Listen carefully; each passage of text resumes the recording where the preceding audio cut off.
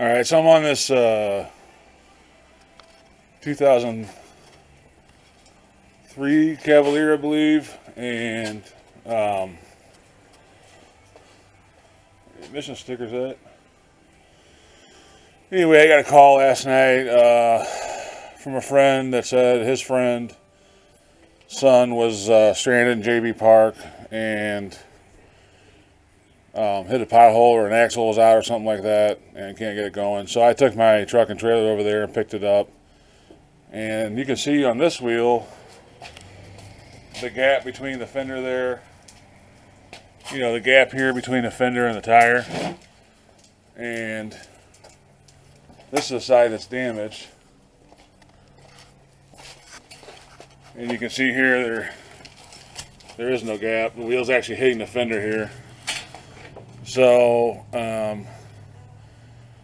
yeah, you pretty much know what I know at this point. I don't feel like it's a pothole that would do this kind of damage. But anyway, we'll pull the wheel off and take a look at it and see what's all been up on it and try to get it back on the road. It's a younger kid that owns it, and it's possible that maybe he didn't want to tell his mom what really happened. So anyway, we'll pull this wheel off and see what the deal is. All right, so you can see here, tie rod's bent really bad. The axle is going backwards on it. I don't really, the whole suspension is shifted over. The lower control arm doesn't really look bent, but I'm gonna have to, investigate it a little bit more because something's obviously almost has to be a lower control arm. The whole suspension is just shifted over this way. But yeah, this is the control. This is the tie rod, and could a pothole do that? It's possible, I guess, if it's a really bad hole. I don't know, but this hole, you can see the strut is coming down at an angle. And yeah, that axle is really, the transmission's over here that's coming up, and it's coming all the way back here to stay connected. So, yeah, we need to really investigate that lower control arm and see what's going on with that. It doesn't look bent, just kind of glancing at it. But there's something bad going on with that. So, that'll be the next step. Let's find out what's going on. Oh, now we got this guy coming in trying to put his 2 cents in on it. I'll tell you one thing, don't ever take advice from a Doberman. They act like they know what they're doing, but they really don't know. So, anyway, we'll do a little more investigating. All right, so now I'm under it, and it's funny because from the top it doesn't look obviously bent, but when you get under here, it's obviously bent up. It's pushed way up right here, and it just goes the wrong way. So, this lower control arm needs to come off, and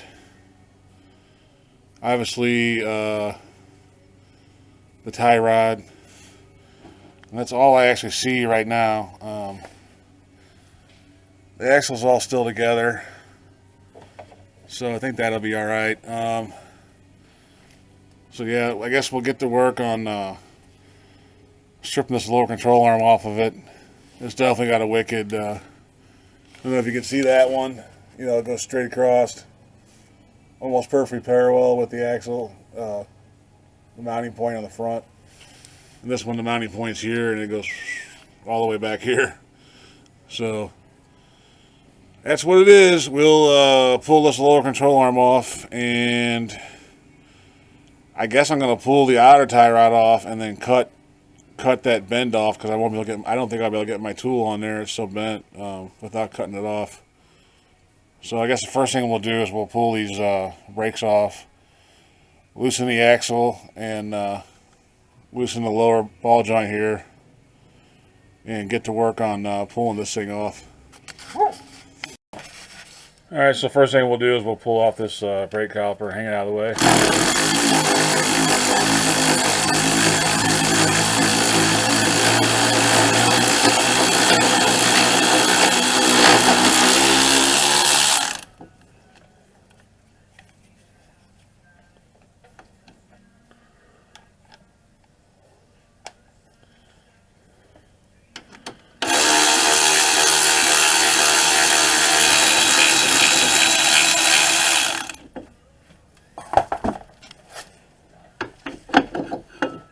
like always, if you're working on brakes,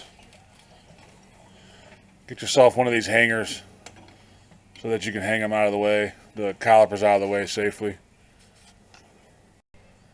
Alright, so it's hung out of the way, and then we'll pull this rotor off.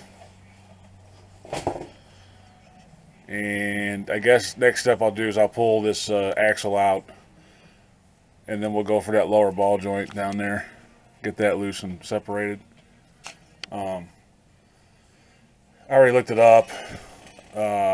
O'Reilly's has the lower control arm with the ball joint, so we won't reuse the ball joint on this. And then obviously we'll have to pull these wires and stuff, and then we'll anyway, so I'll just get this axle nut and we'll go for that lower ball joint. Alright, before you take that nut off, hit it with a little bit of blaster and then run it on off.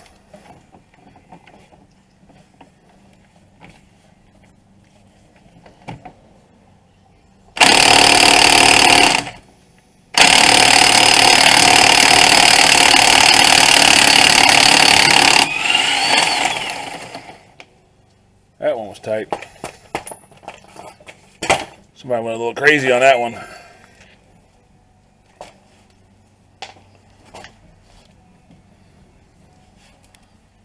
So, this seems like it's pretty tight. Or no, it's not. It's moving. Alright, so we're going to go after this nut next for the ball joint.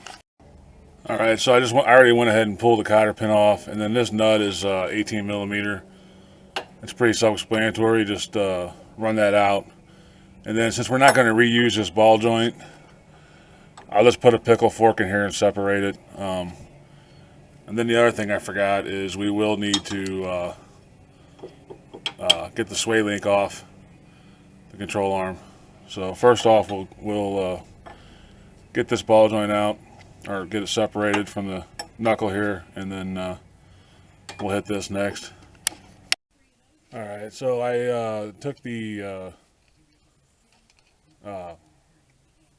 ABS sensor wiring out of the way. That goes over here into your hub.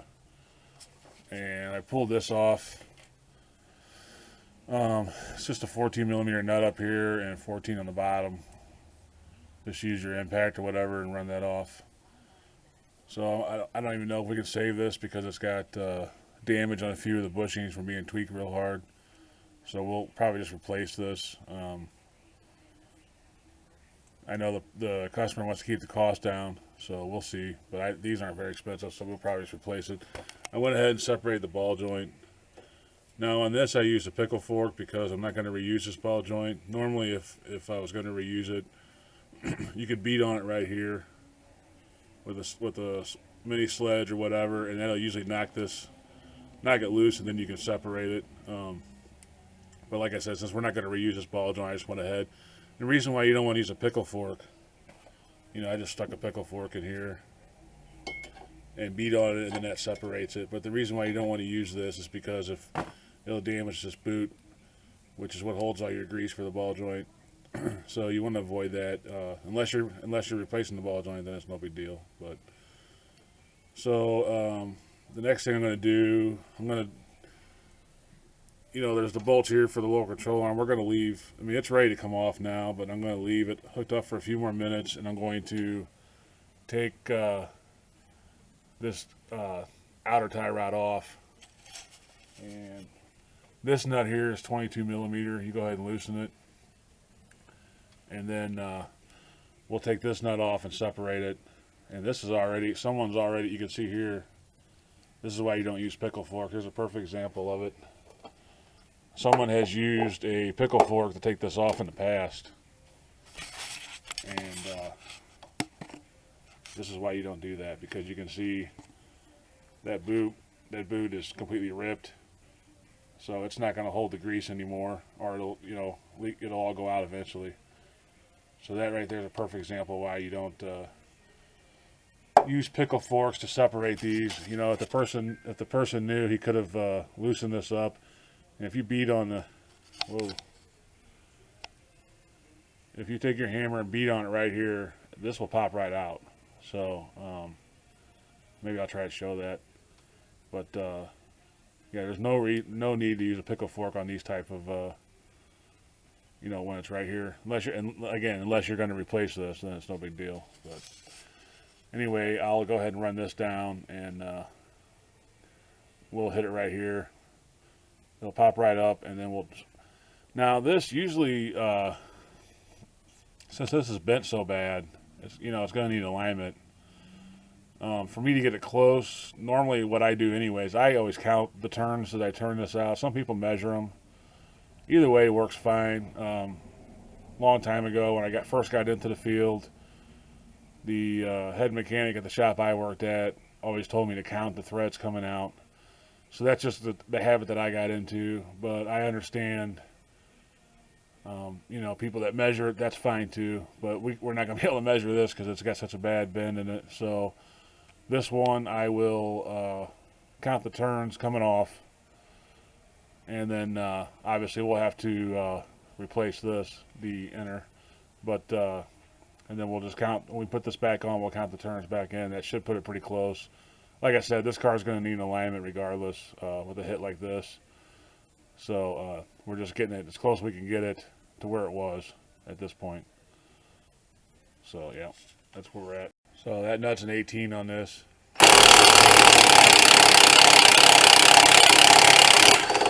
Oh no, it's spinning on the inside.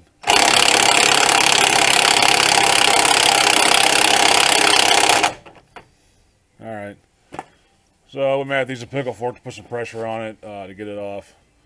I'm not going to be able to hold the camera and do that. When it spins like that, sometimes you can get a pickle fork in here and lift off on it real hard, and it'll put enough pressure on it to be able to spin it off. So that'll be what I'll be doing since I can't hold the camera and do that at the same time. Alright, so I didn't show it all on camera because I couldn't do it all at one time, but I ended up getting out the air impact because it's faster than the electric, and was able to get the nut off, and then I beat, this thing was really tight, so I had to really beat on this to get it off, but now it's off. So again, we'll just count the turns of this coming off. It should, once you get this nut back here loose, this should turn freely. So we're going to turn this off, count the turns, and then we'll have to remove the inner tie rod and get that boot off back there. And then we have a tool that goes over that. I'll kind of show you all that.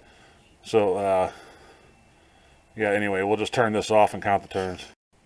So we're just a tad over 20 turns. I might get lucky. I thought I was going to have to maybe cut this off here to get the tool on, but that tool is pretty wide, so I might be able to get the tool up over this without cutting this off.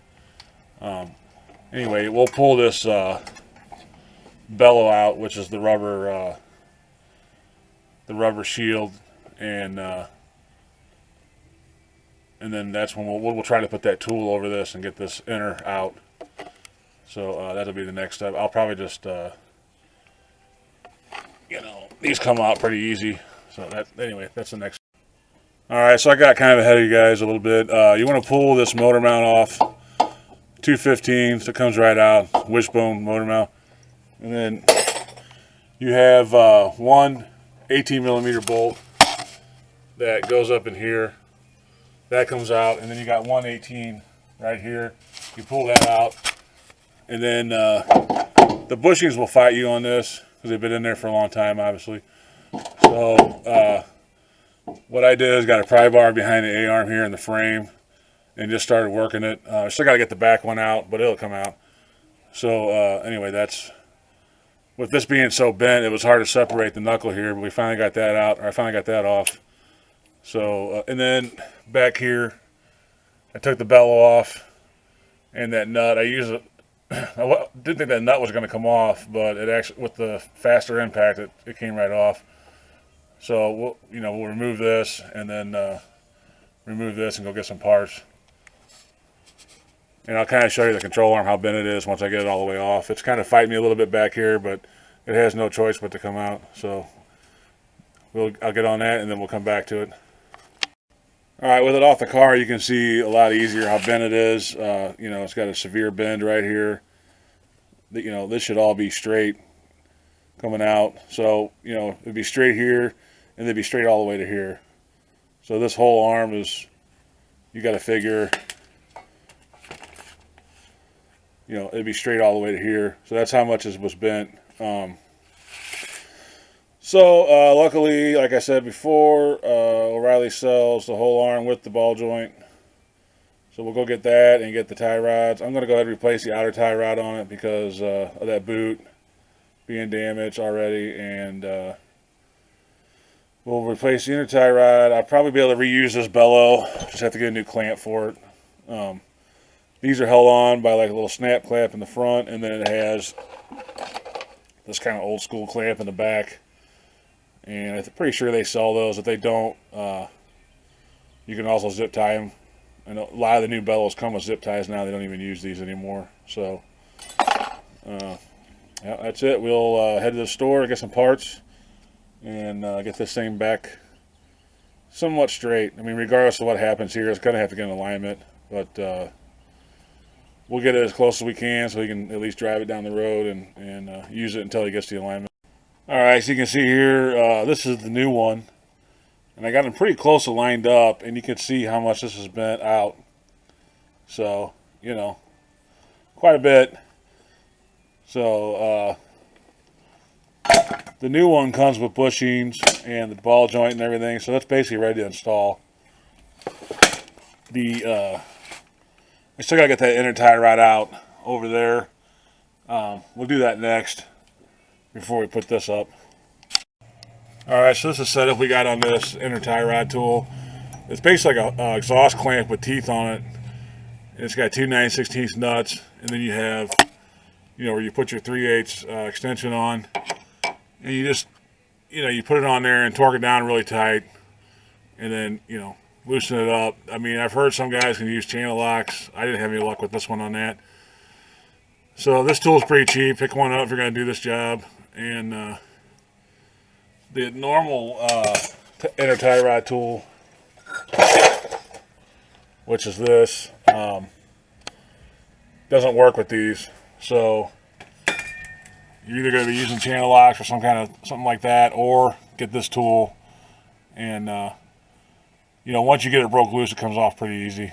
So we'll get that off, and then we'll go and put this lower control arm back on real quick.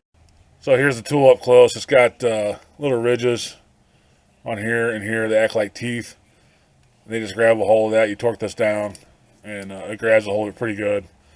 And all you gotta do is just break it loose. Once you break it loose, it'll spin off pretty easy. If you remove this from the tie rod, slide it back off the tie rod, you can actually use the normal tie rod tool to take it on and off. I actually use this to tighten it back up, and all it does is it slides that old tie rod. Corey is driving tonight. You can see this is the old inner tie rod that's bent, and it has flat spots. And what you do is you can see the tool has a flat spot in there. So you just line up the flat spots, and then you'll slide this tool over, and then you'll turn this bolt down on the flat spot. So I was having trouble with this tool because this thing's so bent. I probably should have just cut that off. But yeah. So anyway, technically you would slide it over, slide this tool over. This would slide in there. You can see it's got just enough room to. This has to be loose, obviously. But you can see that it's got just enough room to slide in there, and then it just fell down in there. It wouldn't fall down in there if it was up there, but you line up with those slots, tighten this up, and then the other end of this tool has a 1/2 inch hex. So you just throw that in there and torque it down. So you can use this tool also, but you have to slide that plastic piece over. So I got it up in there. Next thing we'll put the bellows on. And actually I should have put the bellows on first, so we might have to take, no, we'll be alright. So we'll put the bellows on, and then we'll hit this lower A-arm. Alright, so I got the bellow back on, the back clamp is on, the front clamp's on, so this is all pretty much done. And then we'll screw this outer tie rod in to right at 20 turns, which is what we screwed it off at. I got to put that jam nut back on first, and then this all will be done, and then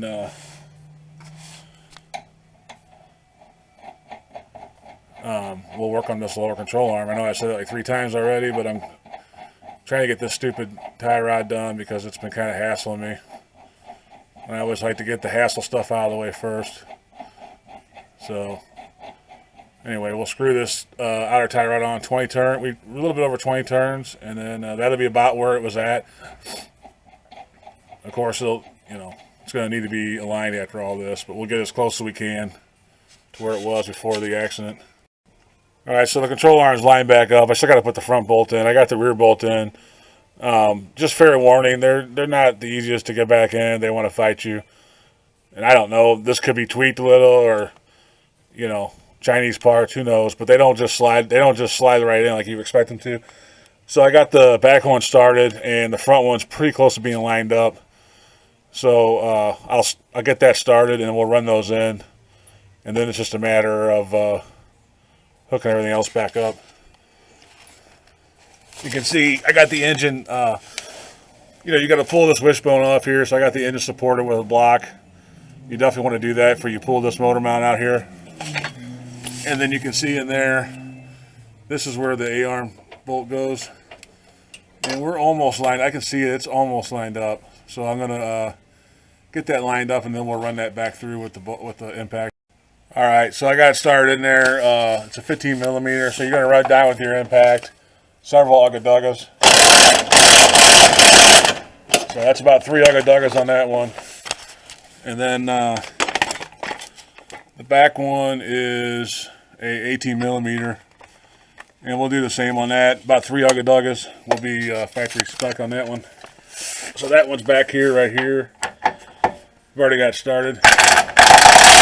So I got 1 ugga-dugga, 2 ugga-dugga, 3 ugga-dugga. That's factory spec on that. And now we'll go to, we'll put this lower ball joint in first before we do anything else so I don't rip the boot. All right, so I went ahead and put the sway link in.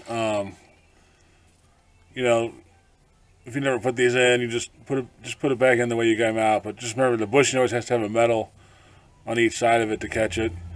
So I torqued this down, and then the ball joint's in, castle nuts in, and the cotter pin. So what we'll do next is I need to put this motor mount back in, and then put the brakes back on, and then we'll put this tie rod back in. And you can already see the lower ball or the lower A arms all together now, and you can already see the axle straight again. If you remember from earlier in the video, the axle was way over here, wicked bend in it. So, and you can see, it's pretty far away from the fender. We were over here, probably about right here before. So, the strut doesn't appear to be bent. It's a pretty old strut. But, it's 2003 Cavalier, so I don't know how crazy we're going to get with replacing parts. But this will get it back on the road and straight again. So, anyway, yeah, the axle is real straight now. So, like I said, we'll put this in next, and then we can get this jack out from under it. So, the only thing that holds us in, you got the 2 15 millimeter bolts. We'll just run those in.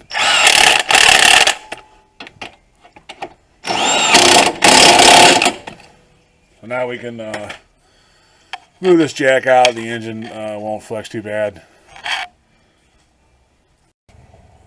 Alright, I went ahead and put this tie rod back on. Don't forget to install your Zerk fittings. There's one on this and one on the ball joint. If you're doing a similar job like this and you get new parts, always reinstall your Zerk fittings and pump those up with grease. You want to pump them up till this boot starts to bulge out a little bit. You don't have to pump them up till the grease comes out. Just pump them up till it starts to bulge, and you're good. Got the nuts back in. So we're pretty much on the home stretch. We'll put the brakes back on, and then I got to put this shield back on. There's a little plastic shield that goes here, and that's got your wiring for your ABS sensor, so don't forget that. So anyway, we'll get the brakes back on, and this thing should be on the home stretch. All right, so the rotor's on. We're just going to put the caliper back on real quick.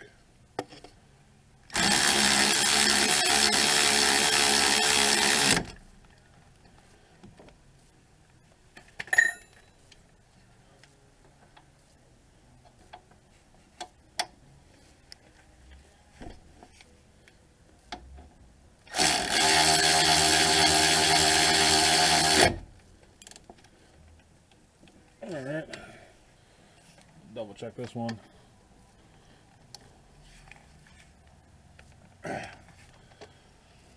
All right, so oh, don't forget to tighten this jam nut up, which I just did. So we'll tighten this down. That's why you always double and triple check all your work. Anyway, so this is a 22. We'll tighten this down, and the next thing we'll do, we'll put that shield back up and run the ABS wire.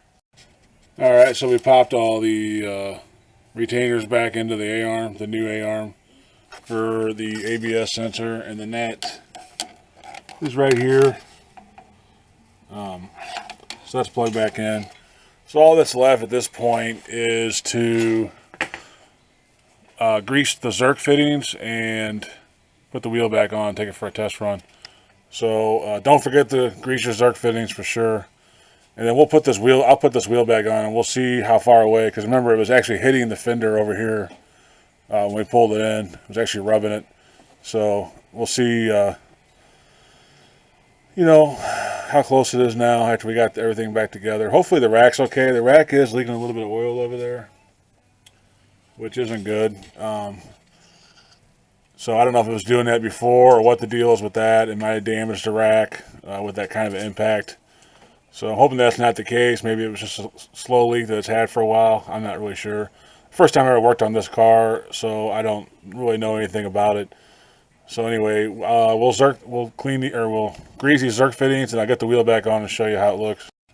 One thing I forgot to mention is I took this axle nut off, and I probably didn't need to do that on this job. I was just kind of disassembling everything because I wasn't sure what all was been on it. But if you're just doing a lower control arm, you don't really need to take this axle nut off. You can leave this in, just kind of move all this out of the way to get to your control arm. So anyway, I took that off earlier in the video. I forgot to mention that I put it back on. And it's not necessary to take it off. But like I said, at the time, you know, the axle was way over here, and I didn't know what all we were going to do with this car. So I was just disassembling it as I went. So, yeah, so now we're ready to put the wheel on, and then we'll take a look and see. I mean, you can see here everything's so much straighter now. The axle's straight. It's not at a wicked angle. You can obviously see, you know, the car is centered more. So anyway, we'll put the wheel on and check it out. All right, well, this thing's pretty much wrapped up. Yeah, got a pile of bent up parts here. And you can see the gap right there between the fender and the wheel. We go on the side that we fixed, and it's pretty similar. Like if you remember, you know, it was all the way against this, so it's probably very close to where it was.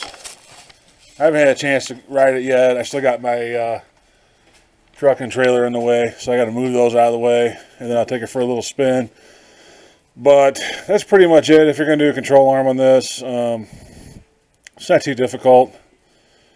And the inner tie rod, none of that stuff's real difficult, but you know, hopefully you're doing it for being wore out and not bouncing off something. So we'll get this car, like I said, I'll go take it for a little drive. I don't expect anything. Like I said before, it'll probably need alignment. I got it close to where it's, you know, probably pretty close to where it's been, where it was. But, you know, I don't know. Maybe with that kind of impact, it's, you know, you never know. So probably the best bet would be to take it and get it aligned and then go from there on it. But, yep, that's it. This Hoopty hopefully has a better day today than it did yesterday. And, you know, hopefully there's no other damage. Like I said, I haven't drove it. I just drove it up on the trailer, and that's it. So hopefully there's nothing else wrong with it, and we can get this Hoopty back on the road.